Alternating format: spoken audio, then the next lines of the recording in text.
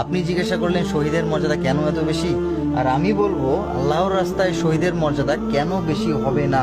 আমি তো আল্লাহর রাস্তায় শহীদের মুখের হাসির মাঝেও, তার হাস্যোজ্জ্বল চেহারার মাঝেও তাওহীদের ঘোষণা খুঁজে পাই। সবসময় ঘোষণা মুখের ভাষায় বা বাক্যে হতে হবে এমনটা জরুরি নয়। তাওহীদ অর্থ কি? একত্ববাদ, এক আল্লাহতে বিশ্বাস, সমস্ত কিছুর মালিক এবং সকল ক্ষমতার উপর ক্ষমতাবান একমাত্র সত্তা মহান আল্লাহ। এই কথাটিকে মনে প্রাণে বিশ্বাস এবং স্বীকৃতির নামই হচ্ছে তাওহীদ।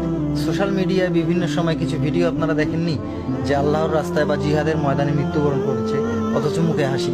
মৃত, মারা গেছে, অথচ দেখে মনে হচ্ছে যে হাসছে। আমরা একটি মানুষকে প্রাণবন্ত কখন বলি, সজীব কখন বলি? যখন সে হাসে।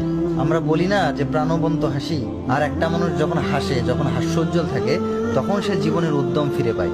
তখন আমরা তাকে জীবন্ত মনে করি বা জীবন্ত বলি। এজন্যই আল্লাহ সুবহানাহু ওয়া তাআলা সূরা বাকারার 154 নম্বর আয়াতে বলেছেন, ওয়ালা তাকুলু লিমান ইউকতালু ফি সাবিলিল্লাহি আমওয়াত বাল আহইয়াউ ওয়ালাকিন লা তাশউরুন। আর যারা আল্লাহর রাস্তায় নিহত হয়েছে তাদেরকে তোমরা মৃত বলো না, বরং তারা জীবিত, কিন্তু তোমরা তা দেখতে পারো না।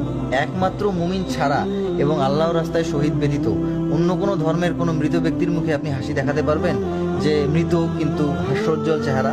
পারবেন না। তাহলে আল্লাহর রাস্তায় নিহত ব্যক্তি যে মৃত নয়, জীবিত, এই কথার বর্ণনা কোথায় পেলেন? কুরআনে। আর এই কুরআন কে প্রেরণ করলো, কে ঘোষণা দিল? এই মহান ভাই আল্লাহ সুবহানাহু ওয়া তাআলা। পেলেন একত্ববাদের প্রমাণ, তাওহীদের ঘোষণা। এজন্যই আমি বলেছিলাম যে আমি শহীদের হাসির মাঝেও তাওহীদের ঘোষণা খুঁজে পাই।